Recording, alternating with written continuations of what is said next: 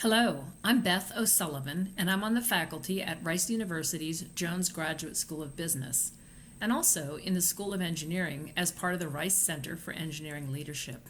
Welcome.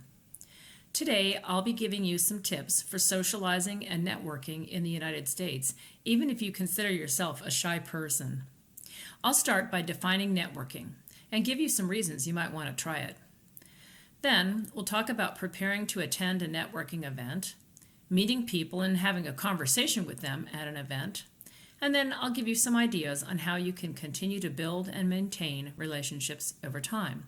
Let's get started. So what is networking? Well, we are not talking about computer networking, which means to link together different computers so they can share information. Today, we're talking about social networking. According to Investopedia, quote, networking is the exchange of information and ideas among people with a common profession or special interest, usually in an informal social setting. Networking often begins with a single point of common ground, close quote. What does common ground mean? Well, if you are in a room with someone, you have at least something in common. We'll talk more about that in a moment. Networking is a great way to meet new people and make new friends. I personally feel that meeting new people is really rewarding. I never know who I'm going to meet when I go to an event. But you might have guessed that I'm fairly outgoing. If you are too, then great. But what if you are more of a shy person? Well, that's okay. Between 40 and 60% of Americans say they are too. So why would you want to network, especially if you're shy? Well, because people who network also have an easier time finding a job.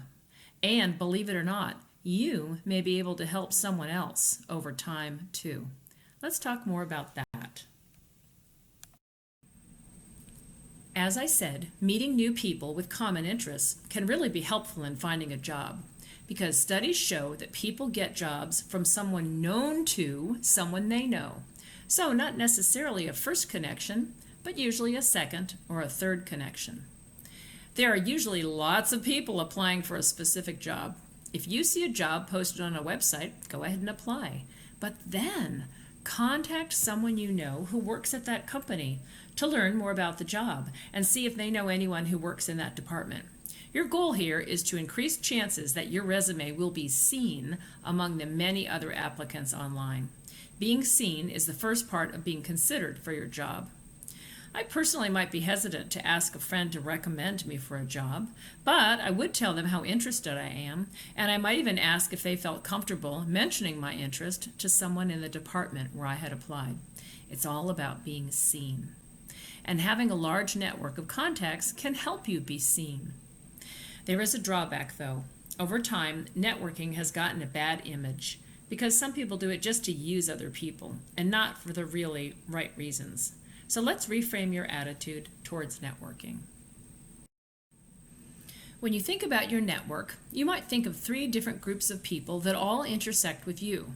First, your personal network or group of contacts. Who's that? Well, it's personal friends and family, classmates, maybe Facebook or Instagram friends. Next, you have your community network. There you have family friends, members of clubs or social groups, teachers, maybe those in your faith community. And then finally, you have your business or professional network, and that has coworkers, colleagues, and possibly even future employers in it. You can expand all these 3 circles.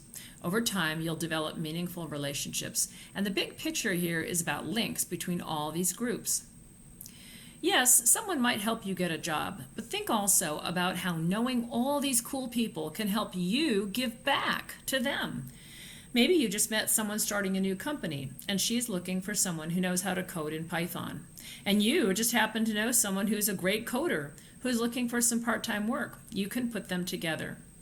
Believe it or not, over the span of your life, you will give back far more times than you ever ask for help. So yes, networking can help you when you need it, but keep the bigger idea in mind. Knowing lots of people allows you to help others. It's this opportunity to give back that really makes networking rewarding. To me, your first and most important goal should be to develop relationships. Meeting new friends and learning about new ideas and points of view is really fun. And that starts with meeting people. Where can you meet people? Everywhere. Now that COVID restrictions have been lifted, we can meet in person again. Yeah, it may seem strange at first, but give it a try. And remember that your main goal is to develop new relationships, but not self-centered or superficial ones. Be sincerely interested in having a conversation and learning about the other person. So how do you get started? First, be aware of your situation. You can meet people anywhere, from socializing with friends all the way up to a formal company function or a formal job search. This slide shows some places where you might meet some people. It helps if you do some preparation before going to an event where you might be meeting new people. Now that we've talked about what networking is and why you might want to try it, let's talk about what you can do before you attend an event to be sure you're comfortable, even if you are a kind of shy person. Remember that we said to be aware of the situation.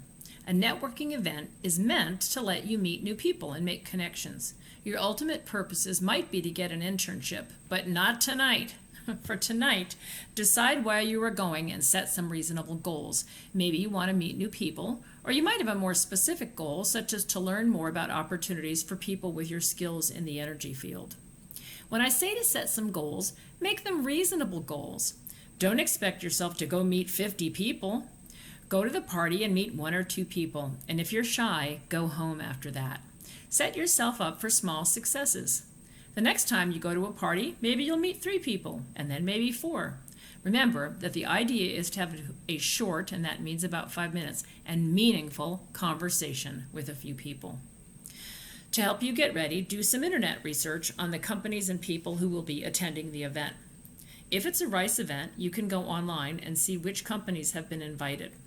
If you learn more about a company from its website, you'll have some interesting questions to ask someone who works there if you meet them. Next, be sure to dress appropriately. Business attire is usually expected at a networking event. If you have any questions about that, ask someone from your program office about what to wear. It's a good idea to have business cards made with your name, program, and contact information. Ask your program coordinator how you can order business cards with the RICE logo on them. Next, prepare a self-introduction, and we'll talk more about that in just a minute. You'll need both a short version and a longer version, which would be appropriate for different events. Before you go to an event, it's important to name and face your fears. One possible concern you might have is fear of strangers. Did you know that attending a party with strangers is the #1 social fear, according to the New York Times? People are more afraid of this than they are afraid of speaking in public. And some people are more afraid of that than they are of dying. You know, your mother probably told you, don't talk to strangers. That was good advice then. But as an adult, you have the judgment to override your mom. Use your own instincts. One solution to this roadblock is to redefine the term stranger. It's just a friend you haven't met yet. People are different in wonderful ways: gender, race, age, region of the country or world, professional background. So go and meet someone new. People at Rice aren't really strangers. Many are students, teachers, staff, or alumni, and they have a history with the school. They're likely to be pretty friendly. Well, the next fear is rejection, and yes, it could happen to you that you get rejected. But be willing to take a risk. And if you are rejected, just go and meet someone else. It's their loss not to have met you. Finally, people are sometimes reluctant to start talking to someone unless they have been introduced, and there are 2 possible solutions to overcoming this concern. The first is to behave as if you are the host of the party. When you host a party, what do? Well, you make others feel comfortable. You might offer them food or a beverage, and you might introduce them to other people at the party. At Rice, you really are a host, so it's okay to behave that way. Next, it helps to have a good self-introduction planned. Since we're not meeting in person, we can't do this exercise in class, but here's an assignment for later to help you develop and practice your self-introduction. Ask a friend or new colleague to practice with you. Pretend that you're attending a reception after a speech at Rice. People there will be students, alumni, company representatives, etc. Greet one another and shake hands, and then deliver a brief self-introduction. After saying hello, speak your first and last name slowly. pause in between your two names so the two names don't run together. If your name is hard to pronounce, offer help. One graduate student I knew whose name was Ansari told people to think of an orange tree.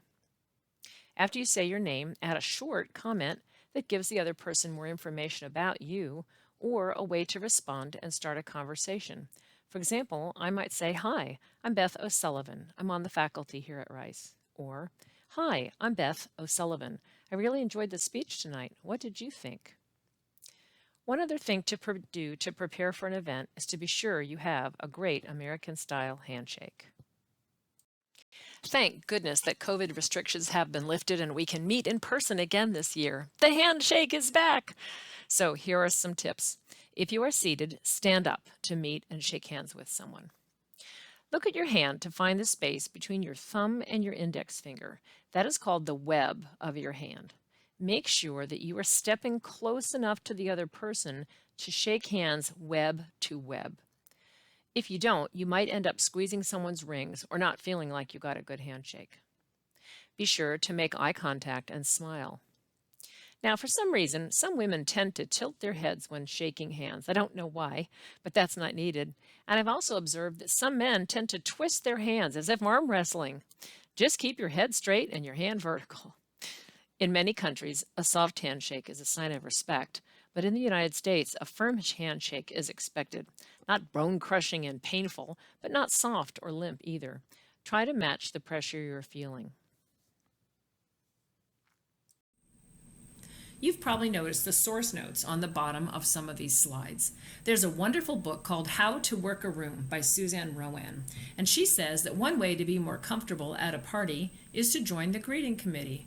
It makes you one of the hosts. If you arrive 5 to 10 minutes early, you can familiarize yourself with the room, and of course, you'll be there on hand to greet new people when they come in. We suggest wearing your name tag on your right lapel. It is at the top of the handshake, and it makes it easy for people to see your name tag. If you're looking around for someone to talk with, you usually would not join a group of 2 people since they might be having a private conversation. But when 3 or more people are gathered together, you can approach a group, stand on the periphery, listen, smile, and nod, and with any luck, one of them will make eye contact and invite you into the conversation and introduce you to the others. Similarly, when you're talking in a group of 2 or 3 or 4 people, be open to noticing when other people are on the edge and invite them to join your conversational group. Make it easy for them. It's part of being a good host. Introduce people to each other with a connection. Please meet my friend Amir. He's a second-year student in aerospace engineering. If you say more than just a name and give that person some more information about your friend, it gives the person something to follow up with rather than just giving him a name without a connection. Now that you've met a few people, what are you going to talk about? Deborah Fine, author of the book The Fine Art of Small Talk, says to give the gift of your name and a connection. If you're in a room with someone, they most likely have some common connection with you. A wedding is a good example because we know what to say. "Hi, I'm Beth and I'm friends with the bride." Are you friends with the bride or the groom? Think about how that same idea could extend to a short greeting or opening of a conversation that you might use at a neighborhood gathering or a professional society meeting. Identifying the common interest you have can form the basis for your initial conversation. Back to Suzanne Rowan's book, she offers a strategy called OR. Offer an observation, ask a question, and reveal your views. For example, you can offer an observation, "Hey, the food looks great." Or you can ask a question. Now be careful here because you want to ask an open-ended question. An open-ended question has the potential to generate more conversation. A closed-ended question usually has a yes or no answer and is not going to elicit a lot more conversation. So ask an open-ended question and then continue the conversation by developing other people's comments or providing some different views. Finally, you can reveal your thoughts, ideas, or opinions if appropriate, but you don't want to start a big fight. After all, this is a party. Take a minute to read these sample open-ended questions, which you might ask at a networking event. What's the difference between the first ones that are in black and the last 2 that are in blue text? Well, the last 2 are more personal. This final one is handy for someone you have met before. You can ask, "What's been going on in your life since I last saw you?" It's not a good idea to ask, "How's your wife? What if they're divorced?"